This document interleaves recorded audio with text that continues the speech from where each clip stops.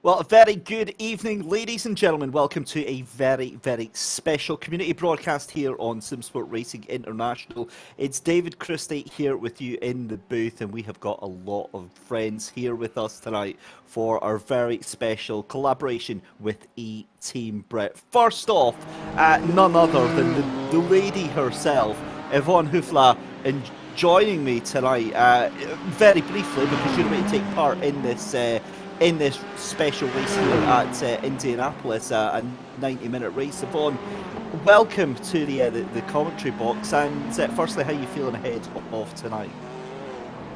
Good evening, thank you. Well, I'm really looking forward to it. This is the first race I'm organizing, the first race that I'm doing a broadcast with you. So I'm very excited about it and looking forward to the race.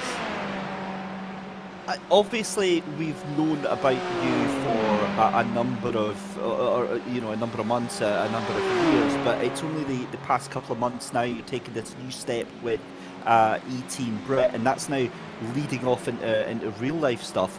How has the past couple of months been for you? Because it must be like a little bit of a whirlwind. Yes, it was crazy. It was going all so fast from the ID to disabled sim racer to disabled track racer to go actually on the track on Monday was even in 15 days. So it's going very fast, and I'm looking forward to see what it all brings. And yeah, it's very interesting to see. And obviously that's the real life stuff, but we have tonight's race, our community race that we've got going on, 90 minutes here at Indianapolis Road Course. What are you thinking tonight ahead of this GT3 race? Is it a track that you know very well? Is it a combination that you fancy? I like the track. It's not much driven. At least I've driven it not very often, but I really like the track. And with a GT3, well, I love the GT3 cars, so I think this is a very good combination. And I think Bobby Trinley, Patrick van den Berg, a few other drivers will make it very excited for us tonight. Now, obviously, Bobby Trundley, a driver that we know very, very well from the eTeamBRIT Championship. I was one of the first drivers that I actually raced against, meeting eTeamBRIT in the cyclocross competition, as Bobby Trundley went flying across the grass at Monza into turn one, and that really should have set scene for the kind of driving style that Bobby Trundley has, because incredibly fast driver behind the wheel in real life and in the sim as well. I have absolutely no goddamn idea what that livery is that he has got on tonight. That is I'm very disappointed that he would lower himself to have such an anime livery on the card here. But Yvonne, coming back to, you said this was the first of quite a few events that we're going to be doing together between eTeamBRIT and Simsport Racing International. So what's the goal from tonight then?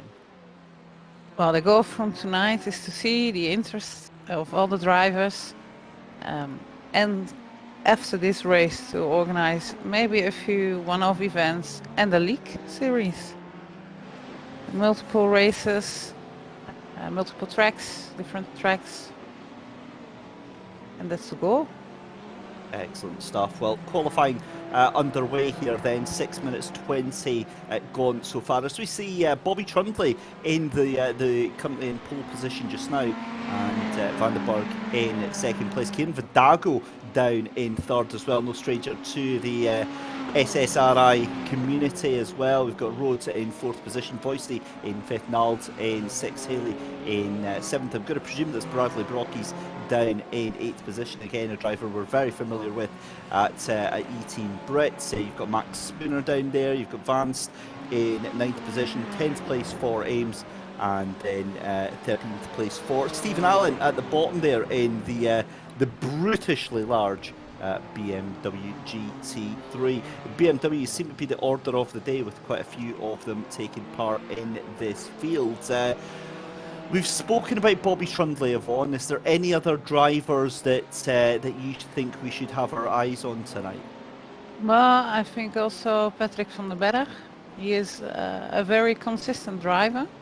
Always like to drive clean, and it's always going well because of his consistency. Excellent stuff. So Patrick van der Berg in second place just now, then just 7/10 of a second. Such as a gap that that Bobby Trundley has got at the moment there. But Kieran Fadago, as we said, down in third place. That's a bit of a clip of the wall here at Indianapolis. That is not going to help here on this 2.439 mile circuit, especially coming out of that final corner. What we'll try and do is we'll try and have a look if we can go on board. There we go, perfect. As if Steve Proudley read my mind there. Kieran Fadago were on board. Let's do a on-board lap time as we run down towards turn one, this very, very famous banked oval circuit. We head off into the road course then. It's a short chicane, a right then a left, and then we go through the long right-hander here. This is where we cut to the infield section here, and then again it's a run down to another chicane here. So we go through a right and then a left as well. The car coming back round, and again a very challenging but enjoyable circuit, Yvonne. A lot of tyre wear, and obviously with it being a 90-minute race, pit stop is going to be mandatory here. Yes, they need to go in for fuel. If they are going for tyres, I don't know. We shall see. Certainly shall. And just coming through the tail end of the circuit now. This is where we head back towards the actual bank. It is Luke Pound straight up there into second place. And onto the oval then comes Kieran Fadago down in that fourth position just now. This is where the cars really get to open up and let out some steam here. But with just 5 minutes left to go into qualifying, what can Kieran Fadago do as it comes across the line? I don't think that is an improvement. He's still into fourth position there. But again, I mean, Yvonne, from your experience, how important is qualifying in, obviously tonight's just a community race, but in general, your races, how important is qualifying well? Well, it's important, but it's more important with sprint races than a 1.5 hour race. A lot can happen, especially in the first couple of corners. So I don't like to be in the midfield, so I'd rather be on the front or the back to avoid all kind of things and have a clean start. That's the most important thing for me. But within a 1.5 hour race, everything can happen, and if you can stay out of trouble, the qualifying is less important. For sure. And obviously, since you're joining me in the commentary box tonight, which means we're not going to see your name up on the timing tower, but if we did, let's play hypothetical here.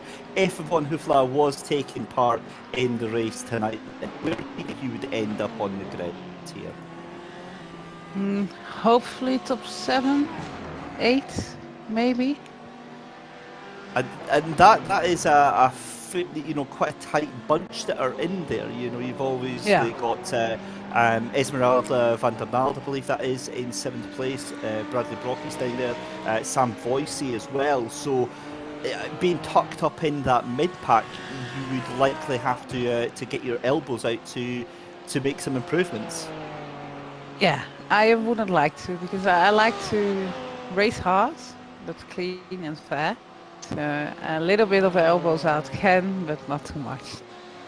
You say that. I think I bet that if you were provoked, if you were pushed far enough, Yvonne, I bet we'd see the real tiger inside you, and somebody would be sent spinning into a wall. I can't wait to actually see that to happen. But joking aside, I mean, obviously qualifying is nearly done and dusted. It looks like Bobby Trundley is going to be taking this pole position, still 0.6 of a second ahead of Luke Pound. But I mean, again, Yvonne, we touched briefly on your journey so far with eTeamBRIT. It's been a very recent one.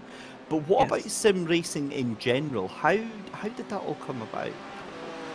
I raced when I was younger, and because of my disability, I needed to stop. And then a few years later, I think maybe 4 or 5, I saw something from sim racing, and my ex-brother-in-law said, "Well, you need to do that. That's something for you. Just try it. I have it too. Just come and try and see how it goes." So 6 years ago, I started with iRacing on a laptop because I didn't have a PC. And that's how I started. And I think during the COVID period, I had more time because we were in lockdown in the Netherlands. And then I started at GTWR and then also at eTeamBRIT. And that must have been incredibly difficult for you, Yvonne, you know, having to give up something that you quite obviously really, really enjoyed because of your disability. Do you think sim racing gives that opportunity for those that are in a similar position? Yes, it's different. It's very different than in real life racing, but you also get a feeling when you sit in the rig, have a DD wheel in your hands, you get a very good feeling what the car does. And that's why I really like to also drive in the sim. Yeah, for sure, for sure. Just seeing Van den Berg there dropping up into second position then. So Bobby Trundley having a little bit of company on that front row of the grid. Luke Pound being demoted down to third position. Kieran Vidago in fourth. Sam Voicey in sixth position. We're currently watching Daniel Ames coming out of the final corner onto the bank oval there. That wonderful, wonderful section here. Looks like we're going the wrong way round Indianapolis, of course, going clockwise where the cars are traditionally going counterclockwise there. So that is not an improvement for Ames then, still 12th position, and we go on to the final lap of qualifying. You can see some split times down the bottom there, and the only improvement looks like Lloyd Rolo and Stephen Haley. Lloyd Rolo still 7 seconds off of the pace on that last lap there, and that is a bit of a moment there for Sam Haley. That's going to cost some time, and given that he's only 2/1000ths of a second behind Esmeralda van der Nald, yeah, that is going to be a bit of a difficult pill to swallow. But also joining us in the SSRI booth tonight, we are absolutely packed in here. Not only do we have Steve Proudley, who is doing an amazing job as always on the cams, but we've got SSRI royalty himself, Dave Hedges. Dave, good evening. Evening, David. Evening, Yvonne. Evening, Steve. Evening, everybody. It's really looking forward to this race. 90 minutes around an iconic GT track, not only our oval, but you know, it is really iconic. But the infield section, you know, it's been in almost every sim that I can remember, even back to some of the old F1 days as well in terms of the games. So it's going to be awesome. But you know, Bobby Trundley's looking like he's going to walk it at the moment, you know, with those times. Well, Kieran Vidago jumping up into second place there, putting Van den Berg down into third place, 125.131. This is the thing with Bobby as well, is that he is such a character. Again, when you watch him race and you listen to him on the Discord, he is a bit of a character, but it's fantastic to see so many of the eTeamBRIT regulars taking over this community night tonight. And of course, from what Yvonne is saying there, Dave, it sounds like this could be the first of many races in this partnership. That'll be really exciting. Obviously, Simsport Solutions helped run the eTeamBRIT series in ACC last time out, and you know, it was an excellent series. Myself and Steve Haley, who's racing today, did the stewarding. So you know, we know the characters certainly from the team from those races. So it's going to be exciting. There's going to be some elbows, I'm pretty sure of that. But obviously, the difference is iRacing is you hit someone too hard, your race is over. So you've got to be careful. How many cars do we think then into the pit lane after lap one? Then Dave, will come at you first. 3. That is very precise there. Yvonne, how many cars do we think, Yvonne, are going to be into pit lane hospital after lap one, turn one? Well, I hope 0, but I think at least 1. At least one, right? Okay, I like that. We're keeping our options open on that one. Well, Yes. given that we've got a field here of professional, esteemed sim racers, I'm going to say 12. I think we're not actually, because we always say that. We always think, you know, with watching public racing and our own experience of public racing, that it's always absolute bedlam. But you watch these broadcasts and it never happens. It's always like dead prim and proper, and there's a little part of you that you never talk about that feels utterly, utterly disappointed at it. But here is your grid then for the SSRI eTeamBRIT GT3s in Indianapolis. Bobby Trundley then, unsurprisingly, taking pole position. That gap chipped down though to 0.3 of a second by Kieran Vidago on row 1. Row 2 is going to be Patrick van den Berg with Luke Pounds in 3rd and 4th. 5th place for Sam Boyce, Stephen Haley in 6th. Row 4 is going to be Sophie Rhodes alongside Esmeralda van der Mald. And then row 5 is Patrick Vanst and Bradley Brockies.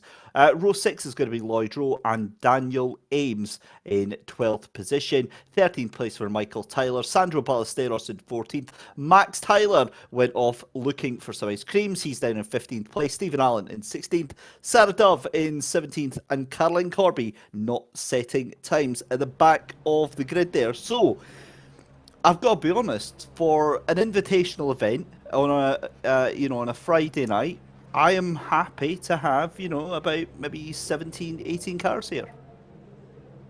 Yeah, it's really good. The turnout's excellent. A nice mixed grid, some very fast people from our community, and obviously the eTeamBRIT drivers, and also the eTeamBRIT. So I think it's going to be exciting. Obviously I jest with 3 cars on the first corner. The guys and girls are very, very respectful generally in terms of racing, and obviously turn 1 is quite tight on this track, so I think they'll be respectful, but I think I can expect 3 or 4 wide, possibly into the apex. So it's going to be interesting.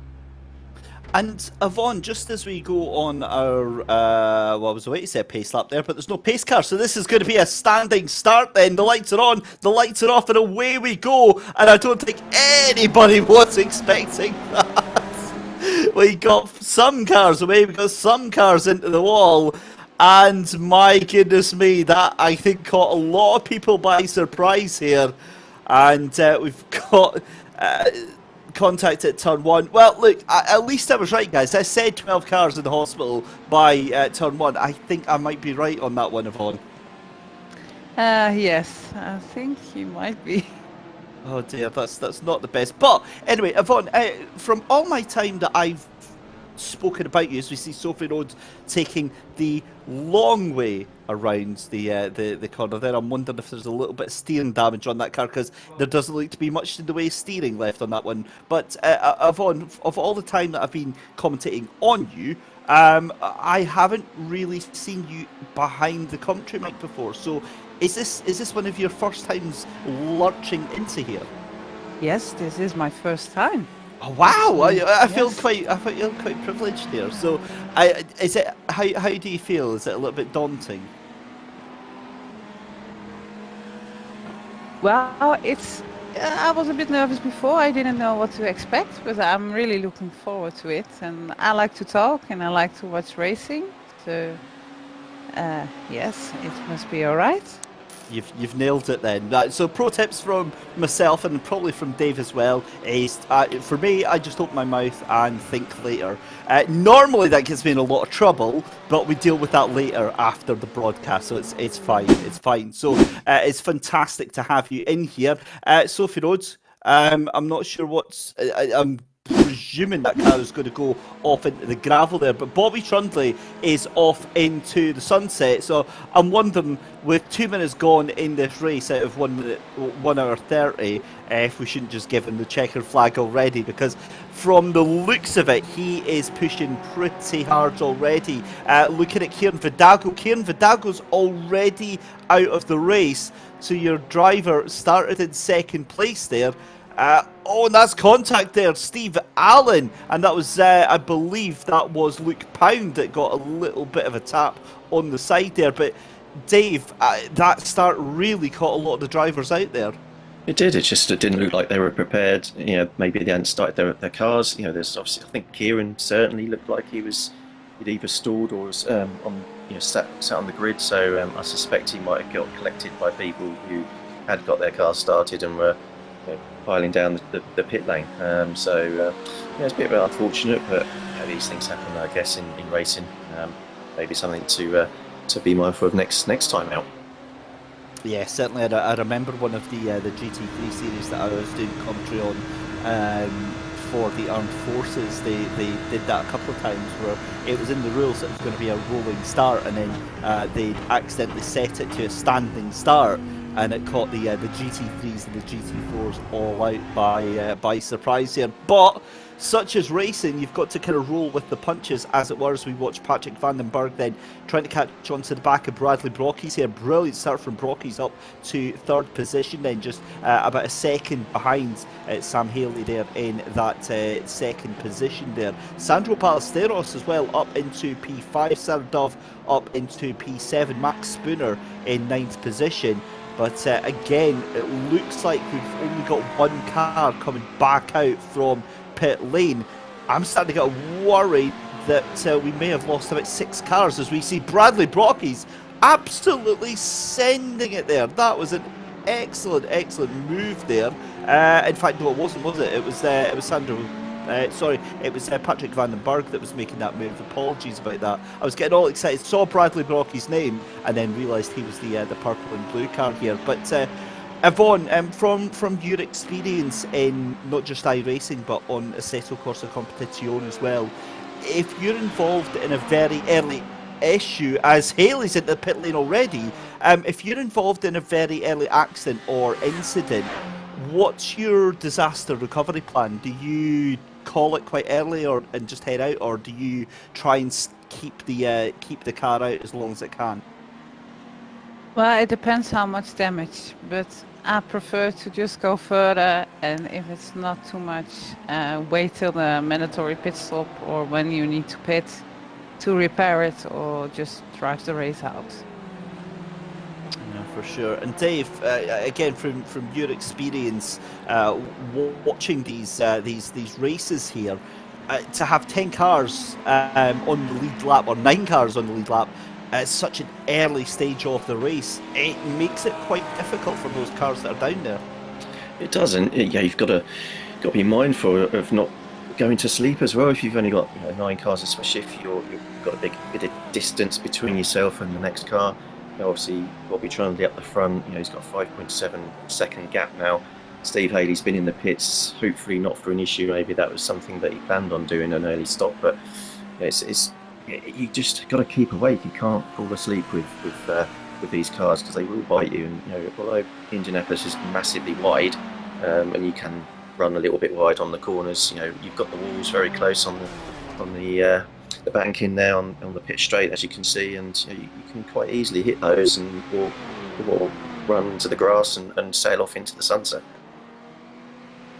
Yep, you certainly can. We're watching Bobby Trundley here, your race leader just now. You see a lot of smoke coming from behind him. That's over in pit lane. I wonder if there's a lot of damaged cars currently being repaired. As we see, Ames on his way out of pit lane then, and it's still Trundley from Patrick van den Berg, Bradley Brockies in third position, Sandro Ballesteros in fourth, Sarah Dove in fifth position, and then Tyler in sixth with Max Spooner in seventh position. So now just 7 cars remaining on that lead lap. So it's been a very tumultuous opening start to this invitational race here, and really thinning out the wheat from the chaff at such an early stage. Again, just looking here at this Indianapolis road course, Dave, what is it that is such a challenge to these drivers? Because obviously there's a lot of these oval road courses. You think of Daytona, you think of Charlotte Motor Speedway as well, where the big draw is that big chunk of oval, but then you get this wonderfully difficult infield section. I think in terms of the cars, you've really got to maximise that oval section, so you're running generally as low a downforce as you can, which obviously makes the infield section much more tricky in terms of getting around the corners, because it is a very fast track, not just for the oval section, but the corners that are involved.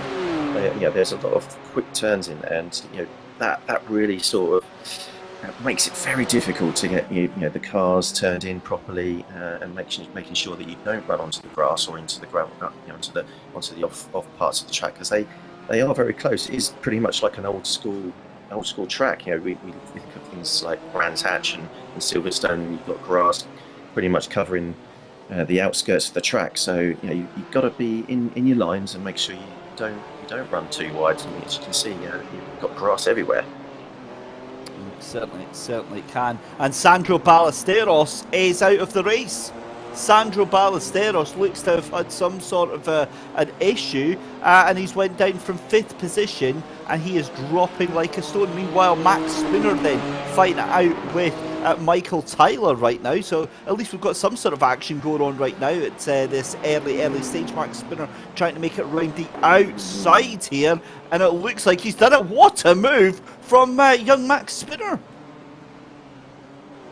Yeah, very good there. It's just sent one up the inside. Brilliant. And here we go up into turn 1. Doesn't look like Voicey there is going to make a move, but maybe lining up to overtake on the back straight, which is on the infield section. Certainly getting a bit of a better toe into that section there.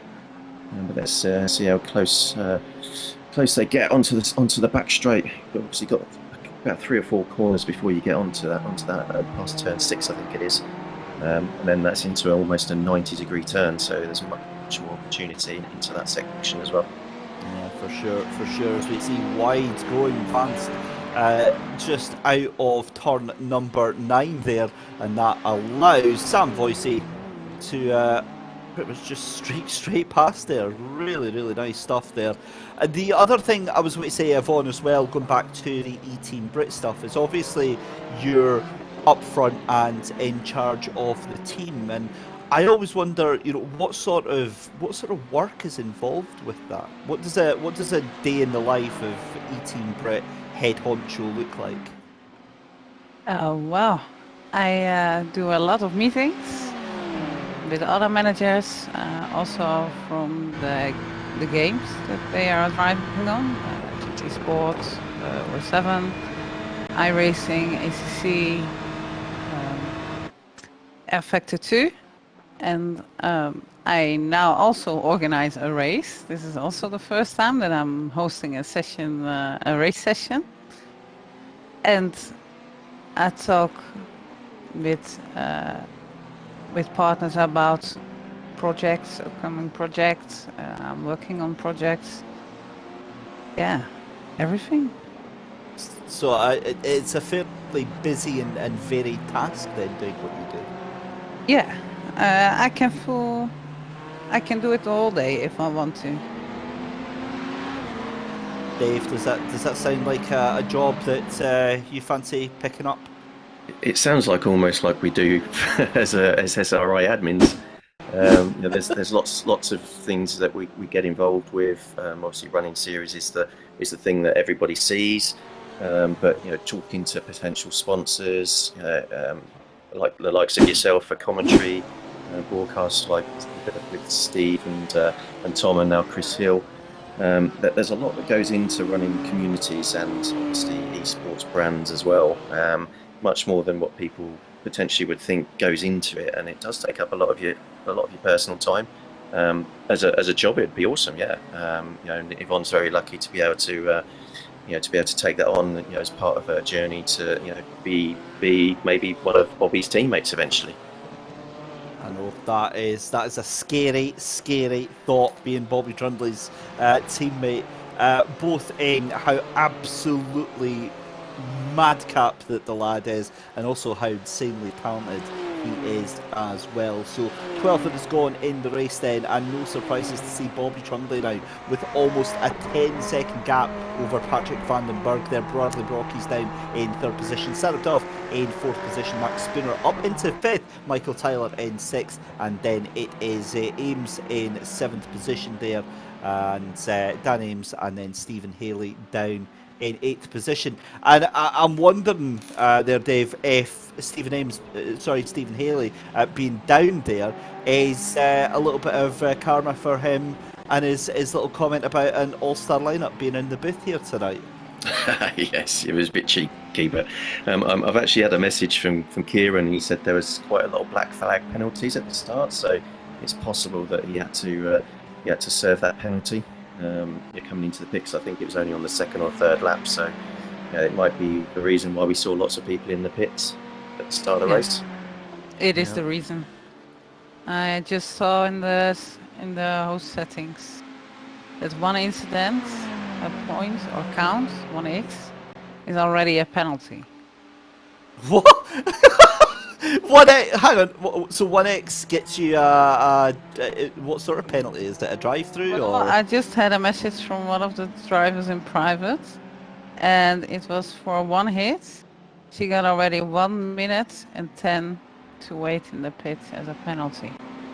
Wow, right, so obviously the virtual stewards are having none of the shenanigans tonight. They've heard Bobby Trundley is going to be present, and they've thought, right, we're bringing our A game up here tonight. Well, that makes things a little bit more interesting then, because we know Bobby is no stranger to getting himself into fun, shall we say. So that could actually change things up, because there's a real risk that if he, especially if he's coming across lap traffic, he could get himself into trouble, and that could result in a penalty for him. I think it's track limits as well. It can be, if it's only 1x or one incident, then you've only got to exceed those track limits a few times, and you're going to be getting a drive-through.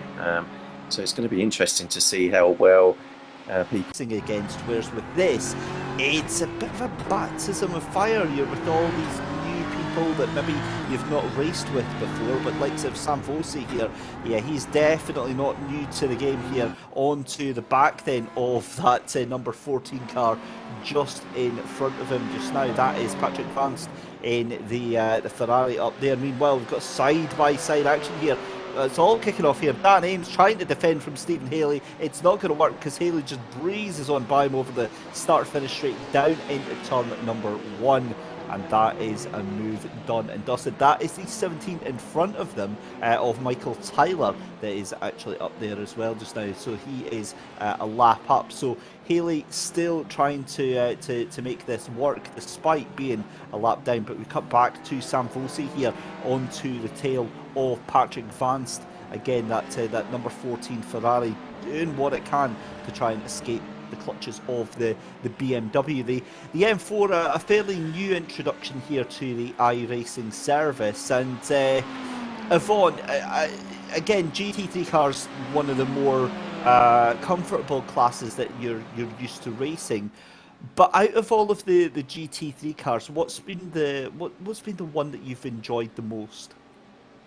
Well, in iRacing, I enjoy the most the BMW GT3, but I also really like to drive NASCAR. It's secretly one of my favorite things to do. With my NASCAR Wii shifter, and then do the races in the NASCAR Xfinity I'm doing. And if I have my A license, then the NASCAR Cup, yes. So what is it about the NASCAR then that appeals to you, apart from turning left? Well, I just like it. I try to keep it as clean as possible. Sometimes, especially with these special events, it's not always clean, and then it's elbows out the last couple of laps because everyone wants to win. But I just really like to do it, and I also really like to watch it on TV. Because of course that's the meme for those that don't watch NASCAR, is that it's just turning left. As Max Spooner is off. Max Spooner, that looks like he has found the wall because that car is dropping down. He's got back on the track and he's got going again. But Max Spooner obviously dropping a position here. Let's have a look here what has happened to our Max. Let's have a little look here. Oh, he's just lost the back end out, yeah. That's a shame for Max, but at least there's no damage to the car. Back to NASCAR though. Obviously, again, people think that, or folk that don't watch it tend to think that it's just cars turning left. Oh, how hard can it be? But the reality of it is, having watched it and having commentated on, I mean, it is a 3,000 IQ strategy chess match that's going on at over, almost 200 miles an hour. It's absolute craziness, isn't it? Because everything changes every single lap. Yes, that makes it interesting, especially the strategy. If there is a caution, are you gonna pit or stay out, or are you the lucky duck if you are a lap behind and you're back in the lead lap? There's a lot of things going on. Let's have a look at another replay here from Sophie Rhodes, who... Oh, that's an awful bit of netcode. That is the most unfortunate time for the car to disappear. To be fair, Sophie did a brilliant job of holding that car under control there. So I guess the next question then, Yvonne, is are we going to see an eTeamBRIT NASCAR team? I'm sorry? I said the next question has to be, are we going to see an eTeamBRIT NASCAR team? That will be the dream of mine to do, because I really want teammates to bump each other up, bump drafting, and just go to the front. That will be part of it. Where can people apply if they want to make that happen? Just send a message. I'm up for it. Well, there you go. You heard it here first, ladies and gentlemen. eTeamBRIT taking on the NASCAR is going to be the Daytona 500 next year. Mark my words. Sarah Dove up into third position then. Just got that position, as we saw there, from Bradley Brockies. Bradley Brockies now dropping down. Max Spooner into the pits as well. Stephen Haley looks like he's on the lead lap here. And this is into the turn number 1 there from Bradley Brockies, and as clean and as clear as you like there from Sarah Dove. But 20 minutes gone in the race here, Dave. It's starting to settle down. We're now down to 5 cars on the lead lap, but again, incidents coming thick and fast, and you cannot rule anybody out right now. No, I think there's certainly going to be a few twists here. We've got an hour and 10 minutes left, and because it's going to be so tight on the penalties, I think there's going to be a lot more than 5 cars on the lead lap by the time we're finished here. Hopefully, see how obviously Bobby gets on with his penalty reduction system that hopefully he's running at the minute. But let's see. But it's a really interesting race so far. There's obviously lots of moves. The track just sort of lends itself to those late lunges for people to be able to sort of jump out the way as well. Just gives them the ability. Steve Haley looks like he's coming up on actually is it Ames again, is just getting past it, coming back into the pits, or is that Corby? He's on the move, but he's on just not quite on the lead lap, but I think he's normally pretty quick in these cars, and it's one of his favourite cars, the Porsche, so I expect him to be higher than 6th by the end, I'm sure. Well, we're getting to the stage at 20 minutes with Bobby Trundley being 15 seconds up the road. So I don't know. It's a fun race. It's a community race, so I might have to nip down to the other voice chat drivers room and offer a little cheeky 25 quid to whoever can bump Mr. Trundley out of the lead there, try and make things a little bit interesting. Obviously, we would never encourage anything like that, but it might happen. Watch this space. But joking aside, I mean, Dave, the way that Bobby has got his car control, we're not going to speak about the livery in any way whatsoever, because that is just an absolute disgrace. But again, so fast, so controlled, and he's so confident behind the wheel. Yeah, he's when we've seen him in Assetto Corsa Competizione, he's been on the pace, but possibly a little bit behind some of the faster guys in our community that have raced in there. But he's streets ahead of some of the guys at the moment. So the iRacing models, and in terms of the way they handle, obviously suits his style, and the Ferrari is a good car in iRacing as well. So he's picked probably one of the better ones for endurance races. So I think he's as you see, one of the guys just jumping out of the way, which is it's great to see. Don't get in the way as a back marker, especially with the leader. But he's obviously got a lot of controls. Just losing the little rear end a little bit there. Looks a little bit twitchy. Just as I say, he looks like he's just trying to warm the tyres a bit there. Or just trying to get a bit of feel. But he's obviously got the car under control. Certainly has. And the thing with it as well is, from personal experience, I've always found the Ferrari to be a little bit unpredictable. It's fine up until a point, and then it's very easy to get into an unrecoverable spin where the back end steps out and the traction control kicks in, and it's just a case of watching the accident happen right in front of you. But Bobby Proudley doing a fabulous job to go on board with him here at the start another lap there. Ducking down to the right hand side, we see a lot of cars moving up to that left hand side very, very quickly. But Dave, Bobby's obviously got a set line that he likes to do here, and making it work very, very well for him. As we have a look there behind him, I'm just trying to get an idea. That's one of the lap cars. I think that is that the 8 car? No, it's not, because we don't have an 8 car. That was one of the cars that just moved out its way for him earlier on, though. Yeah, it's when you well, there we go, we replay Luke Pound. No one around. Looks like he's going to take himself off here, but again, yeah, Ferrari.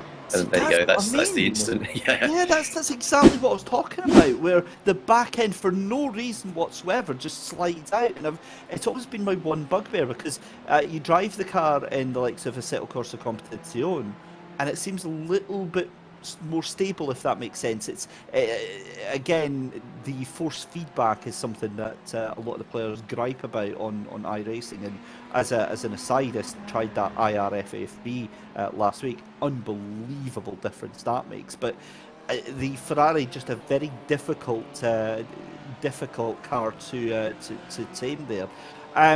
Yvonne, just coming back to yourself again, and again going back to the eTeamBRIT as well, there's obviously a whole host of drivers involved in many different sims and that sort of stuff, but I just wonder, do you get called on from the other drivers in terms of advice, in terms of giving them guidance and how to improve themselves or improve their lap times at all?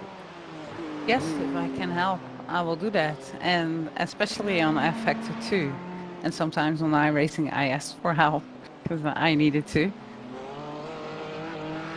So I know everything about...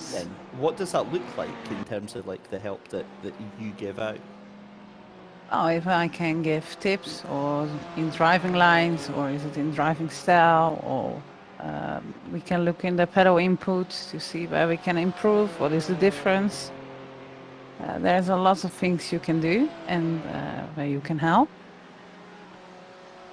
With this being a community night tonight as well, you know, how important is it for, you know, the likes of eTeamBRIT to, you know, get involved with communities and have these sorts of nights?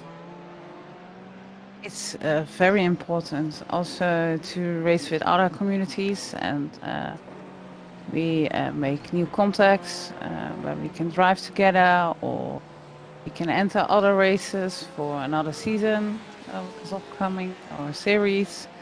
It's very important to do this. Excellent insight there. Thank you very much, Yvonne. We're currently watching Sophie Rhodes down in 12th position, 1 lap down from the leader. I think actually that might be a little bit of a time glitch, because I think Sophie's actually about 2 laps down just now. Certainly from the fact that we see Luke Pound about a minute up in front there, and Rowe a little bit further back than that. Yeah, there we go. So it's a little bit further down. The cars now very, very spread out here. Just watching this here, Dave, we now come to a very difficult part of the race, because as we've seen, all the cars now just driving their own race. They're all just doing their own thing here. So how difficult is that for drivers, do you think? So the reason I ask that is, from my experience, I love driving behind someone. I love using them for a reference point and using them to tow me around the circuit. But you put me on my own, I suddenly become a little bit nervous. I become a little bit unsure, because it's just like it's me doing things by myself here. How different do you think that's going to be for some of the drivers here? It depends really, because you know, a lot of people when they practice hot lapping. So in reality, if I was doing a race like this and had an instant at the start, I would literally just take it as a hot lapping session. Even, you know, they've got a lot of fuel on board and tyres that are going to be going off. It's literally just watching the clock and trying to be consistent in your times, or trying to improve as your fuel level drops down, but not using the tyres too much at the same time. So yes, it is a mind over matter situation with when you've got nobody around you. Yeah, I'm like you. I like to chase people down. Not too close. I don't like to be NASCAR level close to people. But it's very interesting. Obviously, we got to see Steve Haley's lap times there, and his last lap. Yeah, look, he's 2 seconds a lap quicker than Tyler ahead of him. So he's obviously not on the lead lap at the moment, but he's picking up a lot of time. That's impressive. It's over the laps. He's going to be. He's obviously got to get back to Tyler and get past him at some point. But this is the sort of thing that he'll be doing. He'd be looking at the gap to the person in front of him, seeing that coming down, and then hoping that he can actually build on that through the rest of the race. Just looking at our retirements so far, then it looks like we've lost Patrick Vanst and Stephen Allen in the last laps there. They are now showing as a couple of laps down as well and retiring from the race. But still in the race, we have got Bobby Trundley, Patrick Vandenberg, Sarah Dove, Bradley Brockies, Michael Tyler, Stephen Haley, Daniel Adams, Max Spooner, Sam Boyce, Lloyd Rowe, Luke Pounds, Sophie Rhodes and Caroline Corby as well, which is awesome because I'll be honest with you, with my limited ability and my pretty mediocre pace here, Dave, if something happens to me in the first 10 minutes, I'm pretty much done for the day. I'll just sort of head off. But again, a lot of these drivers just sticking in and seeing what exactly they can bring to the table here. Yeah, I mean, these guys and girls put in a lot of practice, and I'm not one for jacking it in. If I have an incident, I'll go back to the pits and repair if I need to, and just get back out, because you can learn things by doing these sorts of races. Even if you are 6-7 laps back, you can learn how to behave under blue flags. You can always there's always ways that you can improve your driving by just carrying on and sticking it out. There's no you're not going to learn anything by just going back to the pits and leaving the race.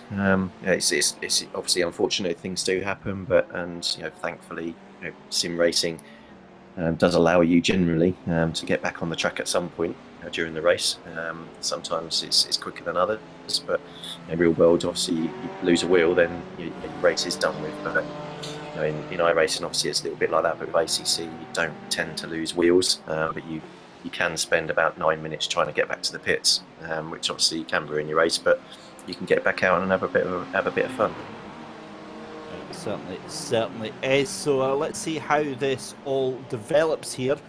We're currently watching, as we said, Dan Ames here, half an hour gone, so we're 1/3 into this race here, this eTeamBRIT Simsport Racing International Community Race Night here on iRacing. We're at the Indianapolis Road Circuit, and Patrick Vandenberg here, currently the focus of our attention. And as much as I love the look of that Lambo, it is a beautiful, beautiful car. Dear God, I hate that thing to drive. It is just unbelievably difficult. It is so unresponsive as a car in both the GT3 car, in both the Assetto Corsa Competizione configuration and the iRacing one. And from speaking to a couple of normal Lamborghini owners in real life, kind of checks out with how the general car is there. Yeah, it's a bit of a strange car. It's obviously it's based on the Audi R8, and they're based on each other, but they just handle so differently. The Audi R8 just wants to kill you at every opportunity. It's got great turning, great downforce, but as you say, the Lambo can be quite lazy, but it gets to a point like the Ferrari where it will just snap on you. It is an odd car. I mean, the Ferrari you have to drive very aggressively, so it always wants to be on throttle, and the Lambo is a little bit like that, but it's just a strange car, but it is very quick in the right hands. So I'm just looking as the time comes up to 8 o'clock UK time here, and I'm thinking, Yvonne, it's starting to get a little bit late, because I know you've got a very, very busy weekend this weekend. What are you taking part in? Tomorrow I'm taking part in the RCI World Tour 8-hour race at Laguna Seca. In the evening I have also the eSport Italia Women's GT on Gran Turismo Sport. And Sophie's also driving the 24 hours of Nordschleife. Only I didn't have time because we need to go in the middle of the night, about 4 in the morning, to Silverstone. So I didn't have time to drive the North, unfortunately, this year. Is there any point at which you're kind of pinching yourself within this past couple of weeks, because all this news about the real life racing has pretty much just come out of blue and out of the left field here from eTeamBRIT / TeamBRIT / Dave Player? I mean, you must be absolutely thrilled with like how crazy this has been. Yes, I am. I'm very looking forward after 11 years. Finally back in a race car. It's amazing with hand controls. And I'm very excited about it. On top of that as well, and I guess it's a great point to kind of bring that in, because obviously eTeamBRIT, that's one of the things that they are, they are most well known for, is those incredible revolutionary hand controls that can be adapted to almost any wheel and adapted to any person based on their own preferences and things like that. And obviously that same technology can then be used in sim racing as well. And I just wonder, when you lost your ability to race because of your disability that decade ago, did you ever think that you would ever be getting back behind the wheel? Or did you think that that was it forever? Well, I didn't think, I hoped of it, of course, but I didn't think it was going to happen anymore. I was also getting a bit older and I'm not as fit as when I was young, so I could only hope and dream of it, that it will come. And yet here we are. So tell our audience a little bit more about what you have in store this season in for real life racing then. Well, I started go-karting when I was 7 years old. And I drove till my 18th go-karting competition in the Netherlands, Belgium, Germany, all kind of class. And when I was 15, I got my racing license. And I did some testing. And unfortunately, before I had a racing seat for a whole season, I needed to stop because my disability was getting worse. And I couldn't feel my feet anymore and part of my legs, so I couldn't feel what I was doing with the pedals, which make it very dangerous to drive. So I always say I want to be at the top, what I can, and I couldn't get the performance out that I could before, and that's what made me decide to stop. And so for anybody that is out there that does have a disability, but they still have that dream, they still have that passion, that flame to get behind the wheel and take part, whether that's a sim or in real life, what advice would you give to them? Don't give up the dream. If they want to try sim racing or do a track day, they can always message us. If it is an email on the website or on socials, they always get messages and we can see what we can do. Because I think if you have that dream, you really need to try it and you deserve a chance to try it. Some inspiring words there. Thank you very much for that, Yvonne. Dave, back to the race here. We're coming up to 40 minutes gone here. One thing I've noticed, Bobby Trundley and Patrick van den Berg, that gap is going up, yes, quite a lot, but not as much as I thought it would do right at the beginning of this race. No, he's certainly sitting in, getting into a bit of a rhythm here. Obviously, Bobby looks like he's pulled out 1.6 seconds in the last lap there, so maybe that was just due to the lap in traffic there. But yeah, he's settled down. Certainly not quite up to the speed of Bobby there, I don't think, with Patrick. But yeah, certainly that car seems to be performing quite well for him. So I don't see any reason why that shouldn't change. obviously Sarah is only 5.3 seconds behind, so that's going to be an interesting part of the race. And Bradley Brockie is obviously another 6 seconds behind. Sorry, 11 seconds behind there. So let's see. Obviously there's Sarah there. Just she's got the person in front in their sights there, but you just got to get past those two back markers who do seem to be racing each other at the moment. So that might have been why Patrick dropped that 1.6 seconds. And there's Steve Haley there, who's still, he's now only 14 seconds there, is he, behind Tyler. So he's catching up quite quickly there. Actually, that's a very good point. So Patrick Vandenberg is actually, his best lap was only 2/100ths of a second faster than Sarah Dove's last lap there. So yeah, that's a very, very interesting point there.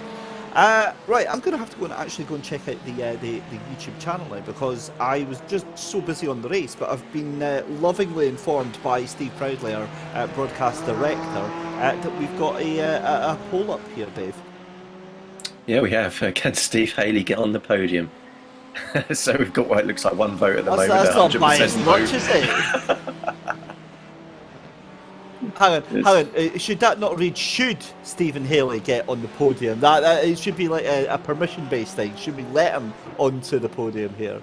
And more importantly, hang on, we need to check what the result of this is. Oh, right, okay. Never mind. Well, I may have accidentally skewed the poll in one way, but well, there we go. I'd love to see that Bolton Lad Scouser says no. Just not even any funniness, not even any jokes, just no, straight up no. Anyway, back to the point that I was trying to make about Sarah Dove, is the fact that that gap was 5.5 seconds and it's now 3.8 seconds. We see Stephen Haley here making a move. This isn't for position, but my goodness me, he's making it look so good there.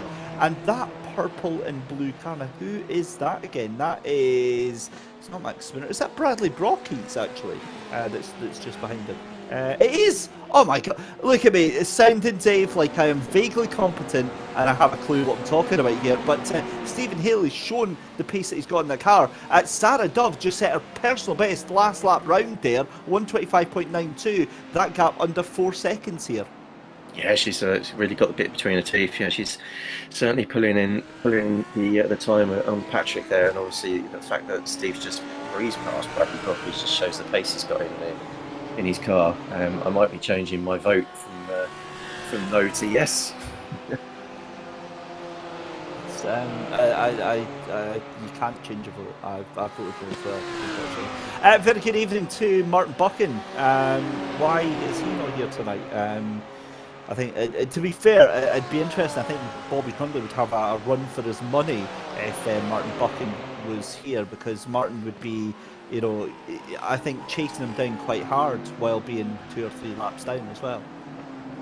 Yeah, he would. Yeah, obviously there's lots of quick drivers around, so it's it's just unfortunate, like we said at the start, that there's so many cars that were involved in that little foray on the start finish line.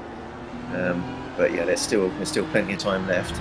Yeah, Sarah's just dropped a couple of tenths, but that's not too bad. She's held station there. Again, sort of pulling that time back, so might just been a little bit wide in one corner there. She's coming up to the back markers there. So yeah, just coming up to the back markers now. So hopefully they're going to just sort of let her past, which is Sam Boise. So yeah, nicely moved out of the way. Didn't hold her up too much there, so she's going to be wanting to get past the next one very, very quickly and get up on the road up to Patrick. If she gets stuck behind this back markers too long, then it's going to be making it very difficult. Certainly. It's 42 minutes gone then. We're rapidly approaching the halfway point in this race here, as we see Sarah Dove trying to make short work of one of the lapped cars there. That is the purple BMW. I'm going to actually take a guess here, a second guess in a row. I know it's a little bit scary here. Okay, never mind. Thanks, Steve, for that one. But that's Max Spinner. I was a way to try and guess it, but I actually was a way to guess wrong there. So Steve's just saved my blushes on that one. But that gap's still coming down now, 3.4 seconds. And the gap is starting to come down slightly to Bobby Trundley and Patrick Vandenberg. It's going back up now, but I wonder if that is just some lap traffic that Bobby Trundley is trying to get round right now. But again, pace-wise, I think Bobby has maybe just decided to ease off a little bit, because his pace now, it was a 125.56. His last lap was a 126.4. So I think Bobby just coasting now. He's enjoying the race. He's having a bit of fun here, Dave. He is. Yeah, and just looking at Steve Haley's times as well, 126.5, and Michael Tyler ahead of him at 129.8 on his last lap. So Steve's definitely pushing the Porsche. Bobby maybe have just sort of relaxed a little bit with 127.7 the last lap there. So just making himself setting up into the rhythm, just making sure he doesn't make any mistakes from it's just sort of mental tiredness or anything like that, because 90-minute race is a long time to keep concentration, especially when all you're doing is battling the clock. Absolutely. Is Sarah Dove now 2 seconds behind Patrick Vandenberg here. Bradley Brocky's just starting to drop off a little bit, but here comes Stephen Haley then, trying to catch up onto the back of Michael Tyler. That gap, 43 seconds, and that is an awful lot. However, when you consider that Stephen Haley was 3 seconds faster than Michael Tyler on that last lap round, it doesn't make it so crazy after all. So just looking at this race here, Yvonne, as we come up to the halfway point of it, what would your thoughts be towards this first half of the race? I mean, are you happy enough that Bobby's comfortably in the lead? Yes, he's having a very good pace, and I think he will keep the lead till the end. It's very good. Oh, sorry, on you go, Yvonne. He drives very good, and Patrick van den Berg and Sarah Dove also. It's a good top 3. A lot of pace there as well. Just also thinking about that there, Dave. I mean, what's your takeaway from the first half of this race? Yeah, it's there's obviously what we got there. The bottom 13 cars there, obviously all on not the lead lap, so it's difficult for them to carry on, just sort of battling away. But there's still some battles on track, so it's good to see the battles. But Bobby Trundley's definitely got the lead to lose, really, isn't he? And that I'm just looking at the livery on his car as well. It's just, what has he done there? It's interesting, isn't it? An interesting take on a livery. Have you just seen it? I'm not the greatest. Listen, each to their own and everything like that. I'm not a fan of anime and manga, but it seems to be a bit of a meme to have them on race cars, and they're a bit cursed when you see them. But to be fair, obviously bringing Bobby some good luck here, Dave. 25 seconds up to the good, but Sarah Dove now half a second behind Patrick Vandenberg. Yeah, it's very get really hotting up there, and Patrick's dropped down about 3 or 4 seconds from where he was behind Bobby, but that's allowed to just to bring himself back into the fray, and there's obviously got 8.3 seconds now behind, so there's certainly going to be a battle for P2 on the podium.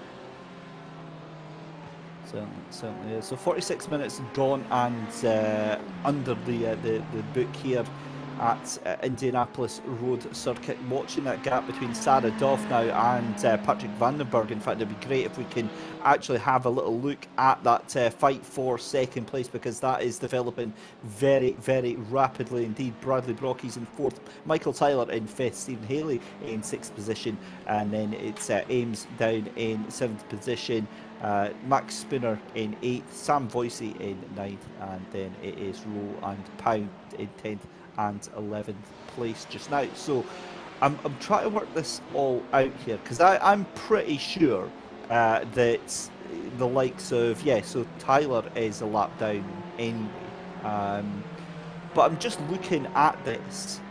Dave, do you think that there's any way that any of these cars, and say, well, I was going to say that, has Michael Tyler just come back onto the lead lap here? Has he just unlapped himself? Because he just went from blue to white there. No, so he is on the lead lap then. So we're back up to what looks like 5 cars on the lead lap. Yeah, I think he just went across the start-finish line there, which took him back onto the lead lap. So obviously on the timing screens it changes, and as you can see, I think there.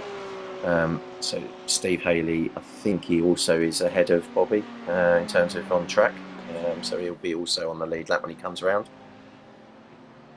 Yeah. So he's obviously 30 seconds behind Michael Tyler there. But I was just looking at Sarah's tyre. She did lap before last 1:25.6, which was a full second quicker than Patrick Vandenberg, and she's actually got ahead of him.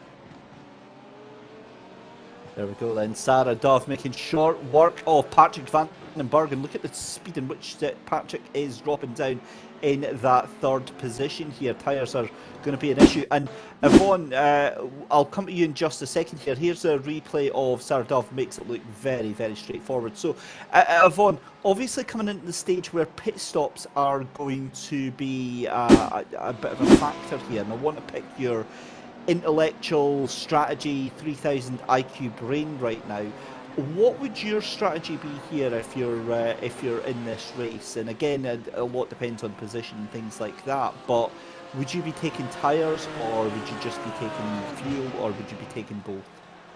Well, if I was one of the drivers who had a penalty in the first lap because of an incident point, then I probably would have taken tyres and only get to fuel and go out and take all the risk to gain maybe 1 or 2 spots.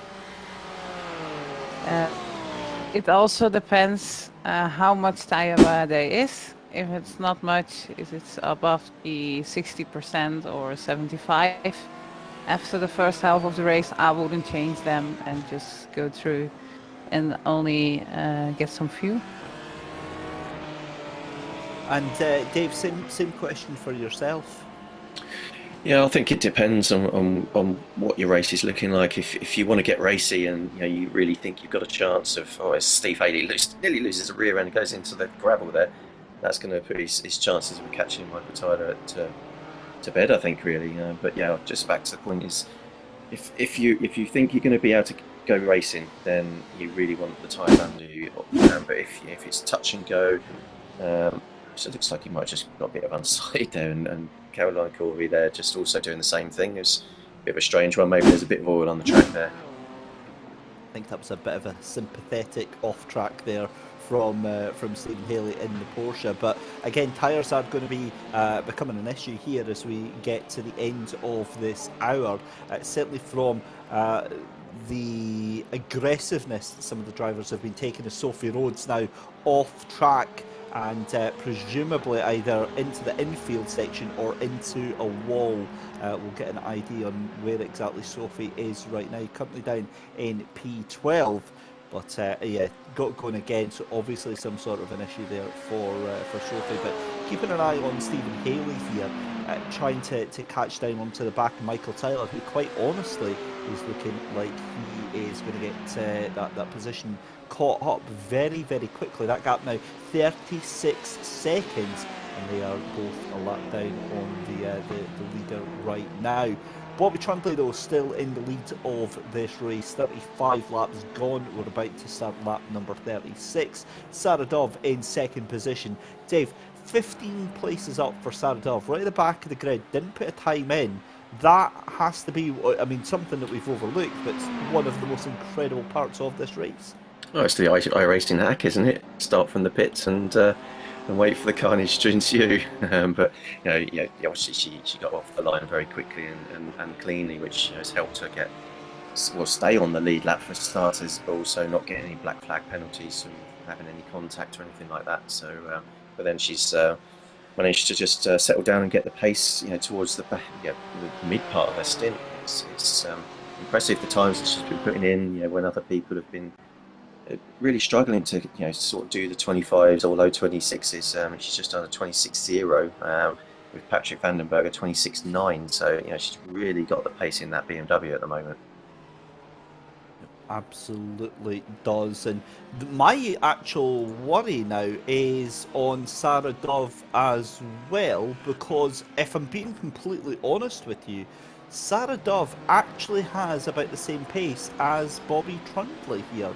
So given that that gap is only 25 seconds and it does look to be coming down by about 2-3 tenths of a second per lap, is there the chance that towards the end of this race, Dave, that we could have a fight on our hands? Well, this is where the decisions get made. Really, is there really a need to take tyres? Does Bobby take them because just to be safe, or does he think, I haven't got enough time in case Sarah doesn't take tyres for me to get in and out of the pits? So strategy in your own head actually comes into play in sim racing, because obviously we don't generally have race engineers for us, whereas obviously in real life they will do. So they'll be making all the strategy calls for them. They'll have all the data, whereas we literally have a timing board and have to make those split decisions at the time. Here we go then, Sarah Dove onto the back of another one of the lapped cars.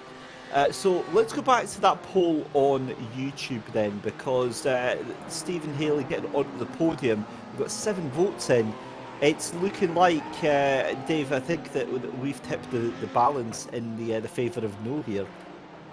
Yeah, so it was quite clearly no at the start, but now 57 to 43. So it's looking a little bit more positive for Steve. But I think he's definitely got his work cut out, especially with that slide.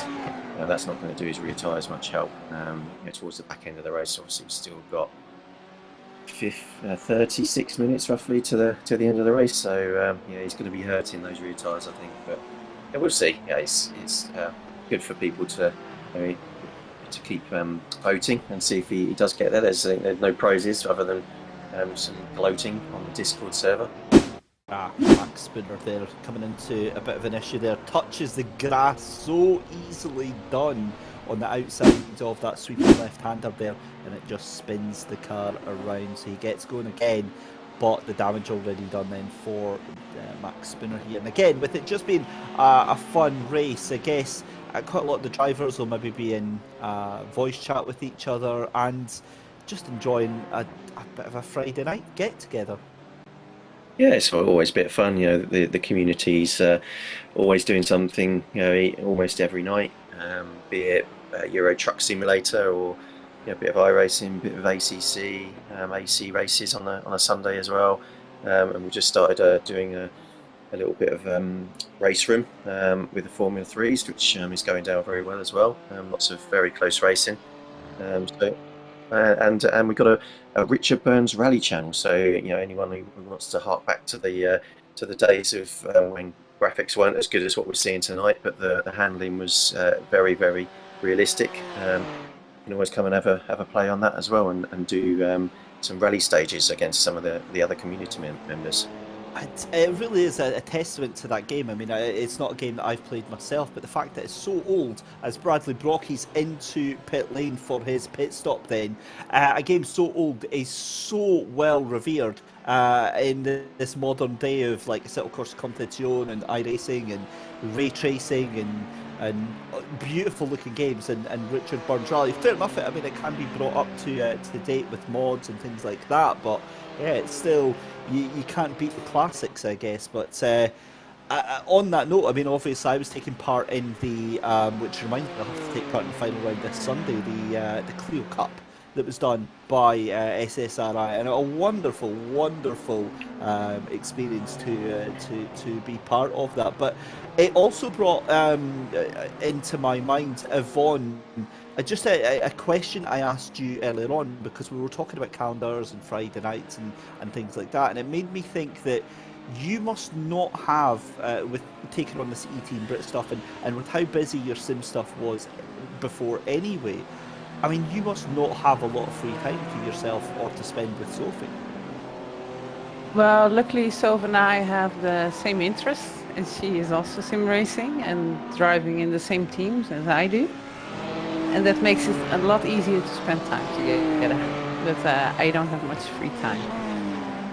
And You did say, though, I remember you tell me in a conversation that you two have actually got some rigs set up in the same room together. Yes, normally we have in the living room, instead of a diner table, we have 2 rigs, because there is no room for a diner table anymore.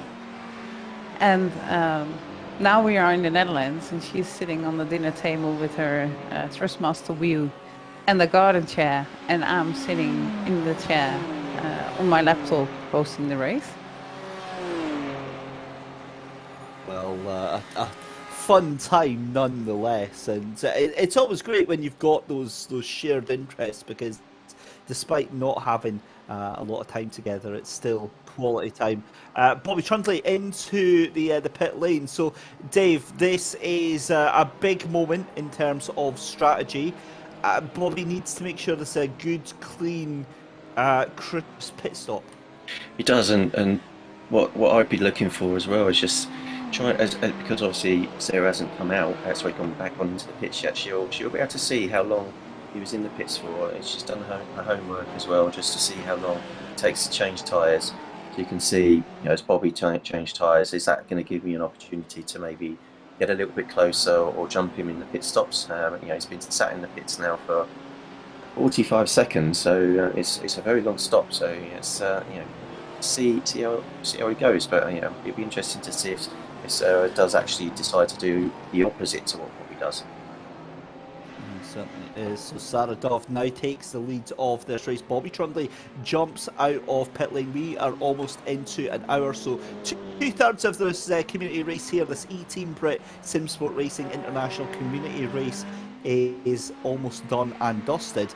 And believe it or not, guys, apparently Bobby Trundley's livery isn't looking anywhere near as bad as it was a couple of days ago, according to Martin Buchan on the YouTube chat there. So I don't even want to think about what it was looking like at the beginning of the week here.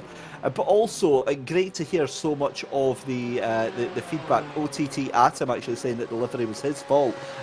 He wanted to run it, so he told to run that one as a joke. So yeah, great to see that the banter is very much alive and kicking in this one. But an hour has come and gone then. Bobby Trundley down there in that 3rd place, and I'm begrudging that Steve Proudley has given so much airtime to that hideous livery. Although, to be fair, it is better than one of the other ones that I saw, which was it was a plain white car with multicolour text on it saying "Graphic design is my passion," and it was in Comic Sans MS, which was, as somebody that's learning about graphic design and dabbles in it now and again, it just gives me this nervous twitch. It affects me in only a way that only certain things can, as Patrick Van Berg back down into to 3rd position there.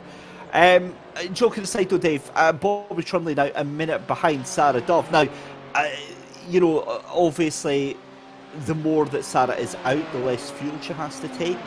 Is there any universe where Sarah can perform the undercut to this degree here?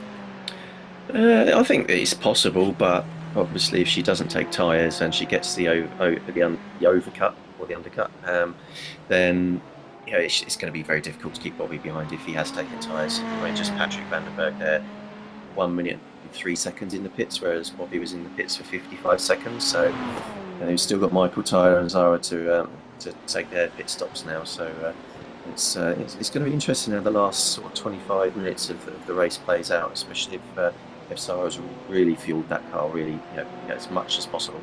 It's going to be interesting to see how well she does there, because the closer she gets to the 1 hour 30, the less time really she's going to lose by taking no tyres. That could very well be the case here, with just 28 minutes left to go. Sarah Dove comes across another BMW, almost like brothers or sisters across the circuit here at the Indianapolis Road Course here. But what a great race we've had so far. A lot of questions still to be answered. Michael Tyler up into 3rd position, but bear in mind that is a pit stop. So here comes Sarah Dove down into pit lane, and Dave, talk us through this then. What is going to be what we should be watching out for on this pit stop here? Well, yeah, obviously going as fast into the pit lane as you can, just making sure you get down to the pit lane speed limit. You don't want a penalty just by doing something silly. Hitting your marks, getting on the jacks as quickly as possible, and then obviously the pit crew will do their thing and get out without speeding out of the pits. Because that, with iRacing, you do need to be very careful, and I've done it many a time where I've actually not realised where the pit exit line is. So if you haven't practiced that, that's really important as well, because you can easily get a pit yourself a penalty. Certainly can. Bobby Trundley then has to get this job done here. Still shown as 50 odd seconds behind Sarah Dove right now. That gap will come down massively as the timing screen updates itself properly, because that car is coming round the oval now for the final time to catch onto the back of Sarah Dove here. It looks like it's going to be a full pit stop then for Sarah Dove, because that car still in pit lane here. And I think, yep, there we go, Bobby Trundley away across the line. And I think, if I'm honest, that is the chance gone. Sarah Dove will come out, but I think, yeah, that is not going to happen in pit lane there. No, so it was a 7-second quicker pit stop than Bobby, but yeah, I don't think it's really going to make much difference now. So she comes out with 18 seconds behind. So obviously it's helped get her a bit closer, but it's still Bobby's race to lose here. He's got 26 minutes to go, making sure he gets no penalties in the final part of the race. Just saying that Haley is up to 5th place right now then, so Stephen Haley in the number 24 already up there in the Porsche then. A great recovery drive, and we're seeing the cars starting to bunch together a little bit here. 10.5 seconds behind Patrick van den Berg, who has pitted as well. Michael Tyler in 3rd place still has to pit, and actually as much as Sarah Dove wasn't able to do the undercut there, that gap now firmly down, because that's now 20 seconds there. So that is actually a net gain for Sarah Dove by about 5-6 seconds there, Dave. It is, yeah, and just looking at the timing screen there, Steve Haley only about 12 seconds behind P3. That's what it looks like on the timing. Oh, that's right. I'll tell you why. Because Steve Haley pitted on lap 3 for one of those pit penalties, so he hasn't pit yet. That's why he's up there in 5th position. But he will have to pit fairly shortly. 2/3 of the race, Yvonne. I'm going to come back to you just now. For you and Bobby Trundley, obviously, I'd imagine Bobby is going to be giving you a lot of advice, a lot of tips and stuff like that, going back into the real life racing stuff. How have you enjoyed meeting all of the team at eTeamBRIT? We were at Silverstone a couple of weeks ago during a race event from the Brit car, and it was very nice to meet everyone, to see how it's going with the pit crew and the pit stops, and they got first also, so it was a great experience to see that. Excellent stuff. So 24 minutes left to go in the race here. Dave, do you see us getting much more action? Michael Tyler into the pit lane. I think Haley's going to be into the pit surely in the next 2 to 3 laps as well. That likely means that surely that Van den Berg going to be safe in that 3rd position. Yeah, Steve obviously needs to take a pit stop, because he did his drive-through penalty, I think it was. So he wouldn't have been able to take any tyres or fuel in that period anyway. So yeah, I think him and Tyler, I think that's probably what we're going to see. Battle for P4 if he doesn't actually jump him in the pit stop phase, because obviously he was only 1-point-something seconds behind, so he wasn't too far behind at that point when Michael Tyler came into the pits. Yeah, for sure. Just watching all of this unfold, it's a fascinating little chess match right now, and Sarah Dove again trying to bring that gap. In fact, that gap now down to around about 20 seconds, just under 20 seconds for the first time here. As you said, now Dave, you said something about half an hour ago about switching off, about your brain kind of fading onto to autopilot. Is that a real risk, do you think, for a lot of these drivers? I think for Bobby, probably not, because obviously he's done a lot of endurance racing himself in the real life. I suspect he's got little tricks and stuff to keep his mind active. You know, I certainly have done it before and switched off and ended up spinning or hitting a wall. Certainly, as you get older, and you know, as you'll attest to this, David and Mr. Proudley on the broadcast, your knees start to hurt as well as you get older. So those sorts of things, you know, start to play on your mind as well. And you know, sometimes it keeps you awake, but other times it can just sort of distract you. Yeah, certainly can. So 22 minutes left to go in this community race then. eTeamBRIT joining up with Simsport Racing International. It's David Christie, Dave Hedges, and our very, very special esteemed guest, Yvonne Houffelaar, the head of eTeamBRIT, with us tonight as Ames into pit lane just now. And you know, Yvonne, we were talking there about the amount of races that you have to do on like a daily and weekly basis. How much practice do you have to do for all of these races? Well, it depends a bit which race it is. I look every week on the calendar and see, okay, I have 3 races to do. One I really need to practice hard for because I don't know the track or the car or the combination.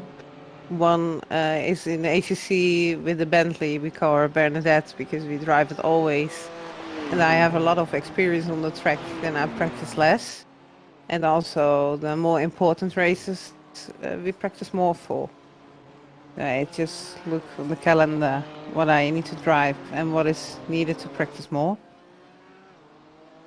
Yeah, that does make sense. And is there any, you know, thinking about the wide varied calendar that you have in terms of the events that you are taking part in, is there any tracks out there that you particularly like, and is there any sort of combinations that you really enjoy? Well, in ACC I really enjoy the Bentley at Misano. That's my favorite combination. On iRacing, it's difficult. I really like the Nordschleife, but I also like Daytona or a track like Indianapolis. I really like it. And also on Gran Turismo, I like driving the Le Mans with the Group 2 car. I really enjoy that. So it's different in every game. And I always find something that I really like.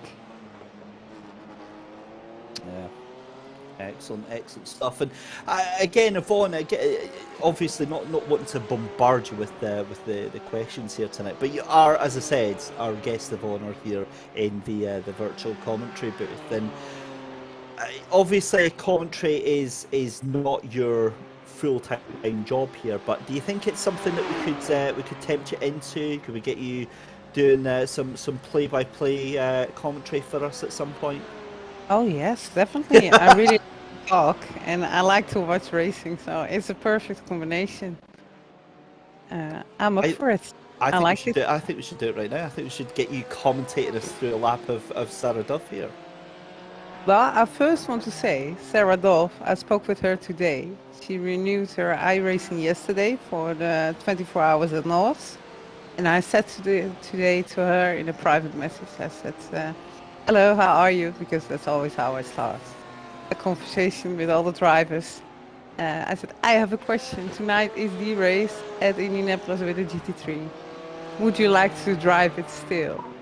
Yeah, I need to practice for North, but I'll see what I can do. And she jumped in the qualifying, couldn't do a lap. And she's here driving at P2 without practice.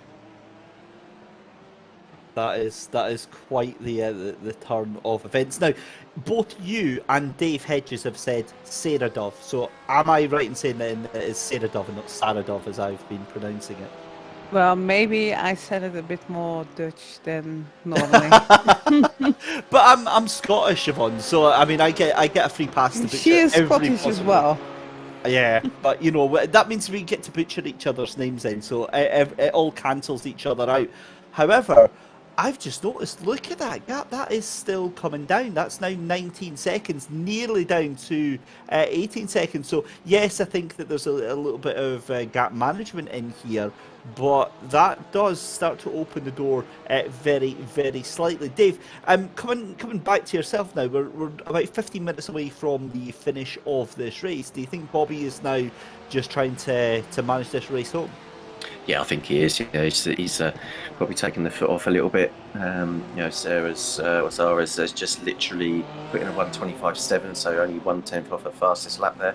Whereas Bobby 1:26.5. That seems to be his sort of his steady pace. Which obviously is still very quick for for some of us. But I've also noticed that Steve Haley's has jumped past Michael Tyler in his pit stop. Obviously those 3-4 laps that he did after Michael really sort of helped him just jumping in the pit stops there. So well done, Stephen. I think 34 seconds to Bradley Brockies is probably a little bit too much in 17 minutes. But yeah, Sarah 18.9. If that's still potential. If Bobby makes a mistake, there's still she's still close enough that he's got to keep some concentration. Certainly does. Right, okay, so as we said, 15 minutes away. Hang on, is that now Patrick Vandenberg now a lap down as well? Surely not. Surely that's not everyone apart from him and Sarah Dove. No, it's not. It's the timing tyre that has had a little bit of a hiccup there. There we go. So it's Bobby Trundley, Sarah Dove, Patrick Vandenberg.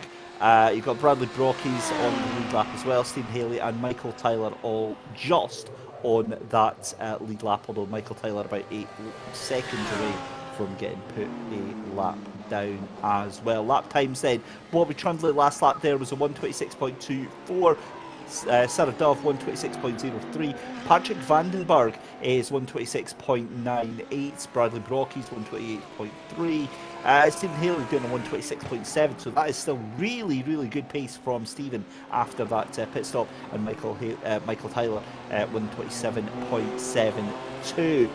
Dan Ames though still in the 1:26s as well, but again, that being a lap down seems to have been the undoing for many of these drivers here.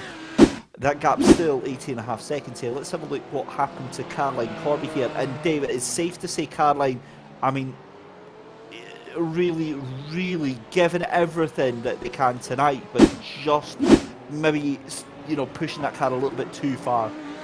Yeah, possibly a little bit too fast into the corner there, and also out onto the marbles, which just allows you to just swing the rear round, which isn't great.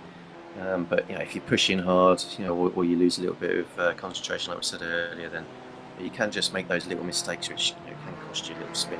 These cars, are very heavily downforce orientated, but if you get the tyres in the wrong place, then you can lose all sorts of grip. They're very difficult to drive, and very quick to say the least as well. Well, if I can interrupt, for Caroline Corby, it's today her first race on iRacing. She has a PC since last Wednesday, and I get her in of this race to get a bit more experience, and it's her first race on the PC. Wow. She's normally driving on Gran Turismo. It's one of our Gran Turismo drivers. It's good to see her in here. What a fantastic transition, and 12th position as well. Given that we had 18 starters, P12, that is not a bad first outing. Certainly, I think if it was my first outing, Yvonne, I'd be halfway up a tree at this point. Yes, absolutely, and she's doing good. She's still learning, and especially you see that she's come from Gran Turismo. There are a lot of drivers in Gran Turismo going faster into the corners than out, and that's exactly what you can see. But we are going to work on that and help her to get more involved in races on PC. Excellent. stuff. Well, here's hoping that we get much more from Caroline Corby in the future then. Certainly a name that we'll keep our eye out from. Here is Sophie Rhodes as well, making her way down in the number 1 machine, down there in 11th position, ahead of Caroline Corby there. But as we come to the final 10 minutes of the race, Bobby Trundley then still ahead of Sarah Dove, 17.8 seconds. The gap coming down slightly, but it's not going to be enough to trouble Bobby realistically towards the end of this race. And you know, just thinking with all of the action we've had so far tonight, Dave, again, I think a lot of these drivers will be keen to get themselves signed up and to hear more about what Yvonne and eTeamBRIT plan for any championships. Yeah, I mean, the championships that eTeamBRIT have run before have been well represented, and you know, they've been lots of fun and some excellent racing across all disciplines. Obviously, they started out with R Factor 2, moving to ACC, which was, I think, a great success last season. So you know, whatever comes next is going to be awesome. Go then. Just I do like trying to be quiet a little bit, because I'm aware that, you know, iRacing, the sounds of these cars is absolutely fantastic, especially this Ferrari here of Bobby Trundle here. Just listen to that. Well, I was going to say just listen to this. Oh, Lloyd Rowe, that is a very unfortunate spin there, because it's at low speeds and you've got to hop across the grass to try and get going again. And yeah, that's what I'm used to seeing. That's my sort of behaviour on this. But have a listen as Bobby goes round here. Oh, that engine is just so nice around this banking.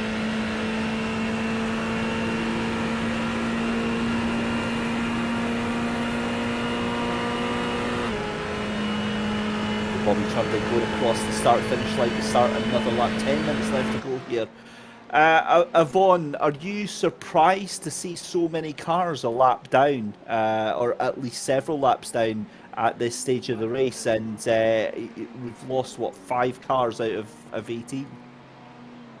Well, I was surprised at the start about the penalty thing, and now I needed to look on the internet how to do the controls to avoid it. So I'm pressing now every lap, clear all, and I hope it's all good now and they just can race and drive.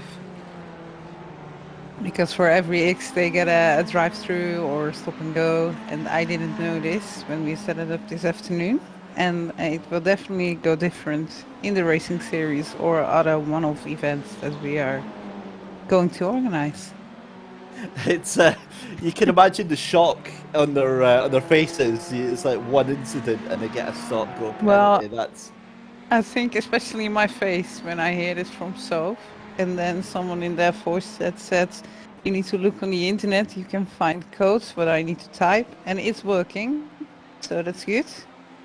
But I only knew it too late, so I'm sorry for that, everyone. Next time it will be sorted. you got to love it. You got to love it. And this is the thing. This is the great thing about these community events, is that, you know, if this was a championship race, you'd have drivers going absolutely crazy and up in arms and everything. But with these community events, everybody just tends to go with the flow and they have a good giggle about it. And it's certainly one of the things that I enjoy about the community races thing as well. So 8 minutes left to go in this race then. We are just counting down the minutes. It's looking like it's in the bag for Bobby Trundley, although if we're honest, Dave, from about lap 3, it was very difficult to look elsewhere. It was, yeah, and Bobby's decided to wake up. I think his best has just increased by half a second, so he's 125.1 and his last was at 125.8, so he's gone all right. Last 8 minutes, I'll use these tyres up now and have some fun. So I'm wondering if we've got anybody with admin access to the server. Should we give him a 5-second stop-go penalty just now, just on the last lap? Yeah, Yvonne's got admin access. Let's get her give a 5-second penalty to Bobby just on the second to last lap there. That'll certainly spice things up. Although I can't imagine he'd be too pleased with that one. But Bobby Trundley doing an exemplary job of doing so well. But again, we have to talk about some of the drivers a little bit further down then. The likes of Stephen Haley that we've seen there. Bradley Brockie's making an excellent recovery drive there. Max Spooner still in the top 10. Sophie Rhodes into pit lane. And we've got another poll on YouTube. This time, oh, sorry, no, it's the results of the poll on YouTube. Can Stephen Haley... oh, we have got another one. Sorry, I've just seen it pop up there. Right. Oh, that's just naughty. Should we give Bobby a drive-through? Right. Well, Dave, what's your vote on that? I think even if we give him a drive-through for half a lap just to make him worry and then take it away, that'd be awesome. Yvonne, what's your thoughts? No, just leave it like this. I know it should be fun, but we're all here to race. And if I was in the car, I shouldn't be happy either. Yeah. What would right? Let's actually play devil's advocate here. What would your reaction actually be? How many swear words? How many Dutch swear words would be in that cockpit?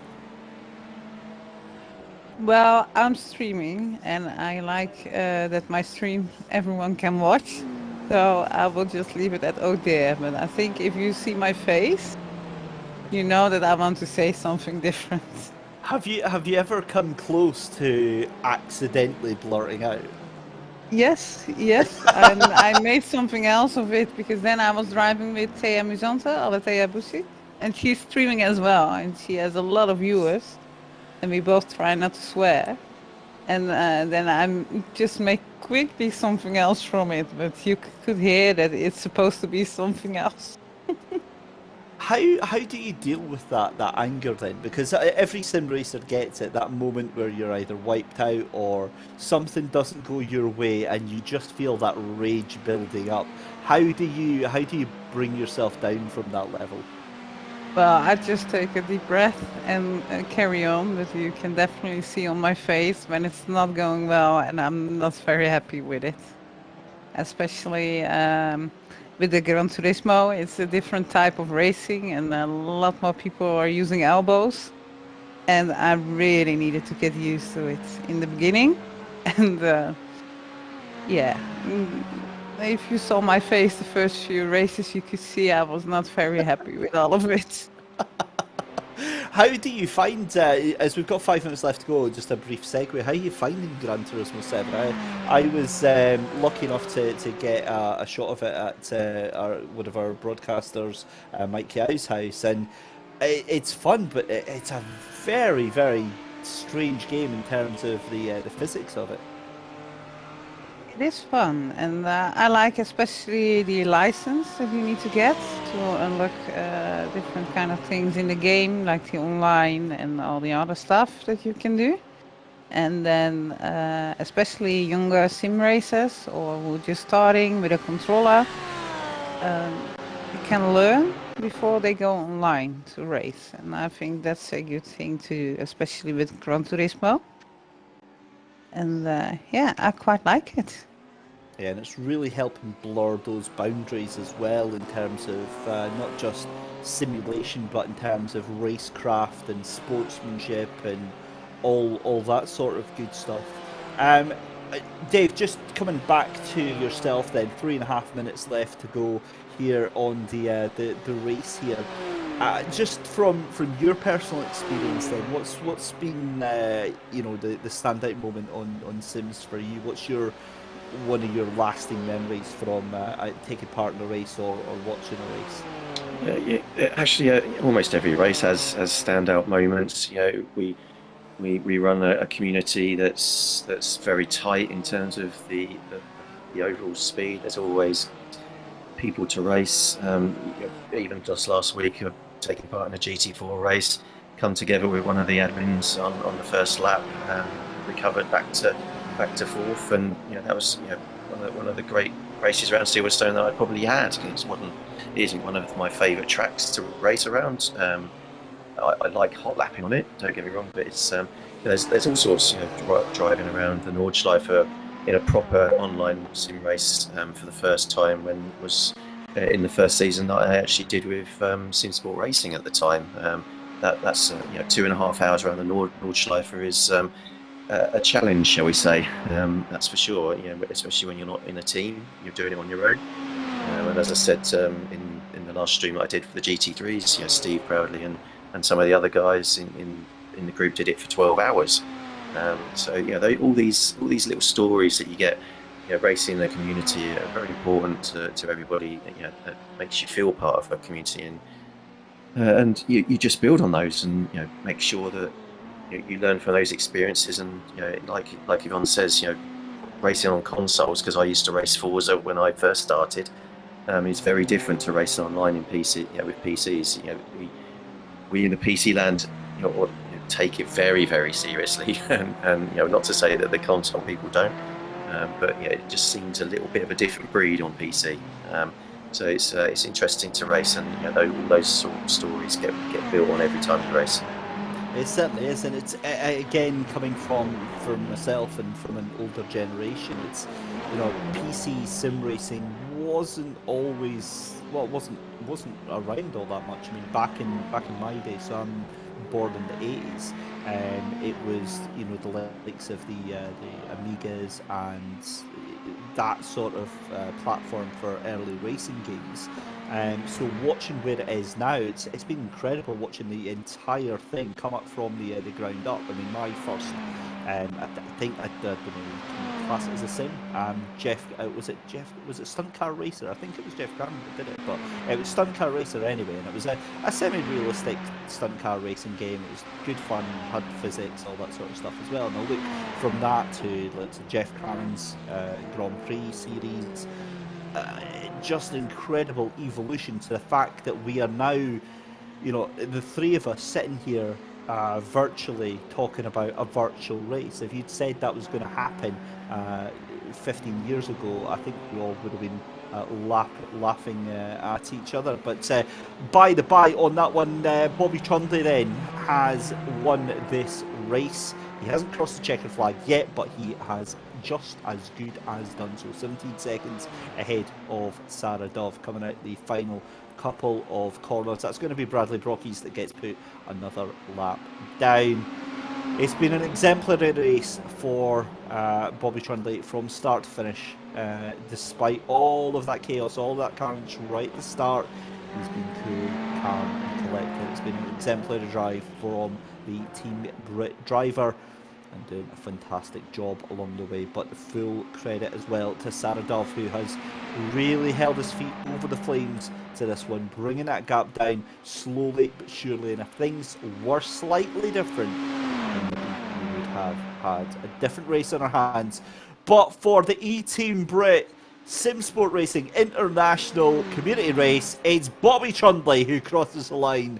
Sarah Dove is going to finish 16 seconds behind in second place. Patrick Vandenberg is going to have third place. Bradley Brockies already crossing the line. Stephen Haley is going to finish in fifth position. Michael Tyler in sixth. It's then Daniel Ames in seventh. Max Spinner will cross the line in eighth. With Sam Boise already across the line in ninth. Lloyd Rowe in 10th. Sophie Rhodes in 11th. And Caroline Corby will finish in P12. 5 retirees. Luke Pound, in fact, that's 6 retirees. Luke Pound, Patrick Vance, Stephen Allen, Sandro Ballesteros, Esmeralda van der Velde, and then Kieran Hidalgo as well. So, there we go, guys. A brilliant, brilliant race as we watch the final cars coming across. Yvonne, how did you make that your first night in the commentary box? I really enjoy it with all of you. It was nice to do, and I hope I can do this more often, to be honest.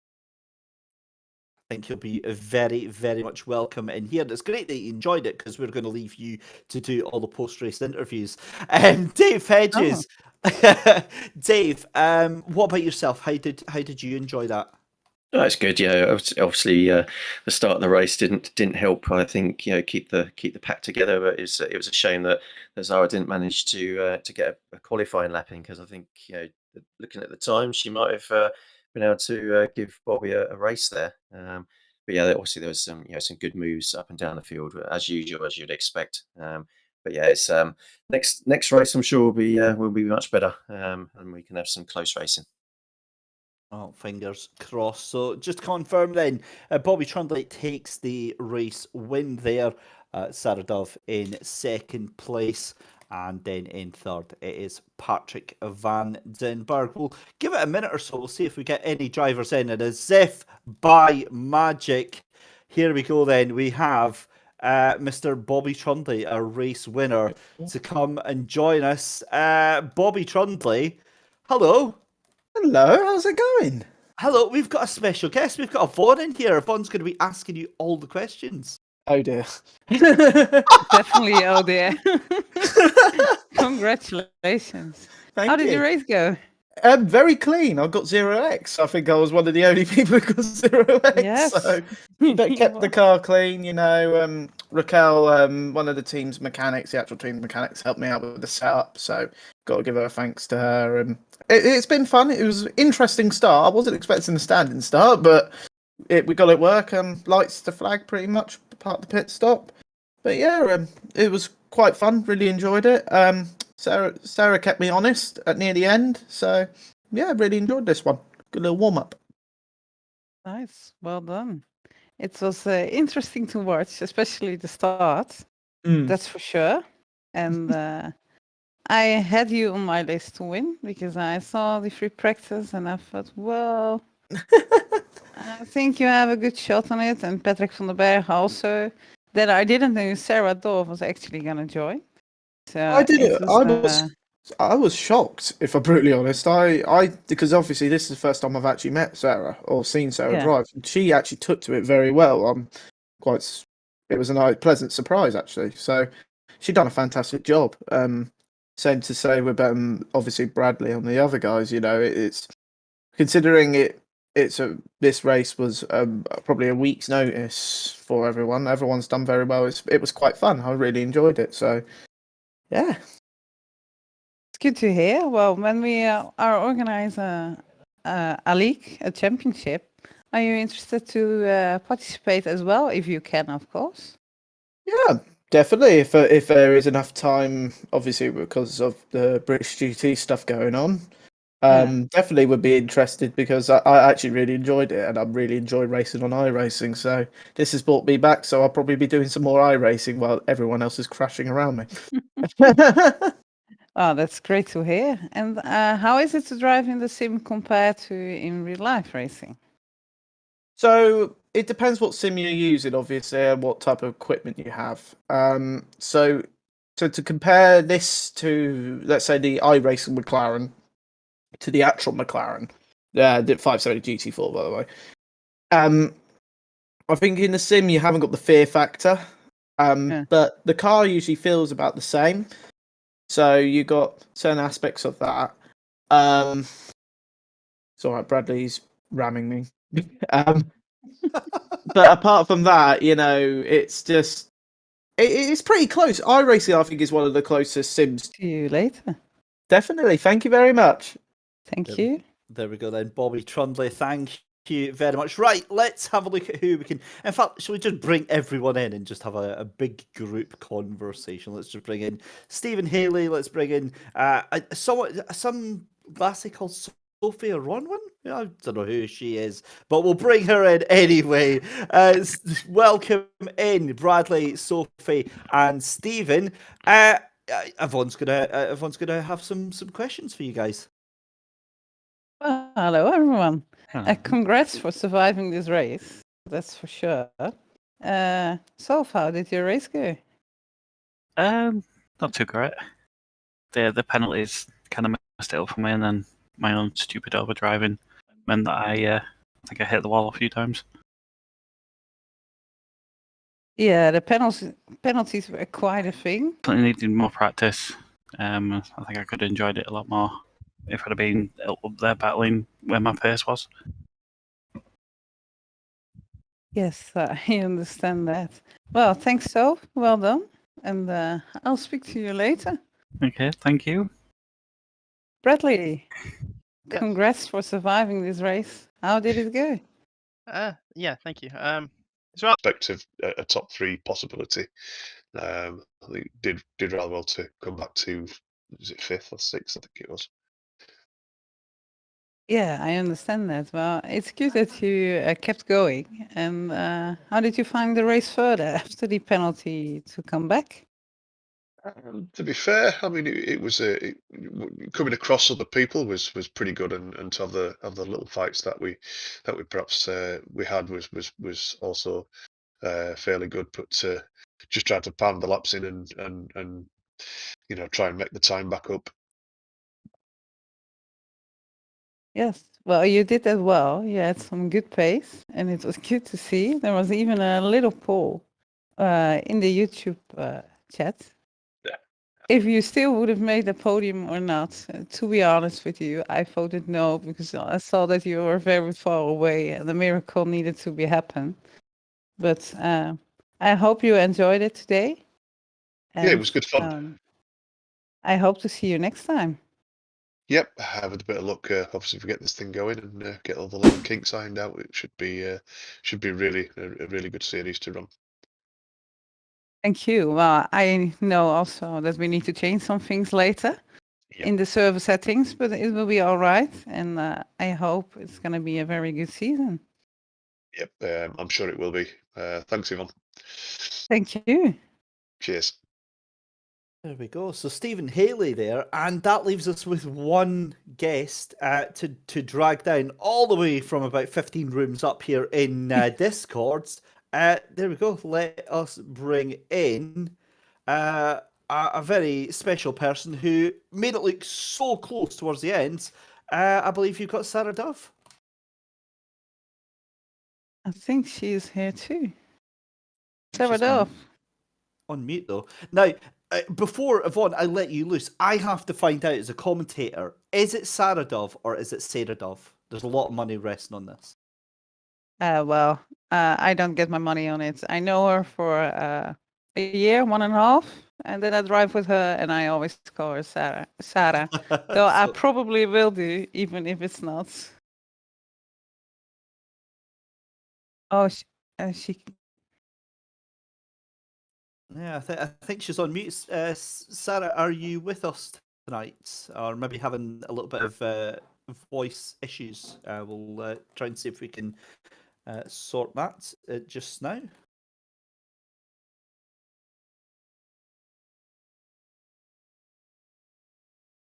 Well, oh, there we go. I think that's her with us now.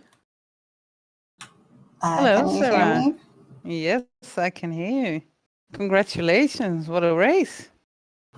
Yeah, it was fairly eventful at the start, and then kind of settled down. Yeah, I think you avoid a lot at the start from the back. And I think that it was also your luck that you started on the back and could see everything coming. Or... Yeah, I had a good view ahead, and the view ahead was it was blocked all the way across the track. How did your race go further? Well, I settled into a bit of a rhythm, I guess, and got some positions. I maybe, if I had another half an hour, could have caught up to Bobby. I did plan on not taking tires and then coming out ahead of him to make it more fun, but then I forgot. Well, that can happen. You made it very interesting, and I was already very happy to see you joining in qualifying. That you still had time, because I know you have a very busy calendar this weekend. Yeah, and, I kind of I was updating all the cars to join when there was like 3 minutes left for qualifying, so I didn't get to do any. Did you prepare even for the race? No, It was a pleasure. Great fun.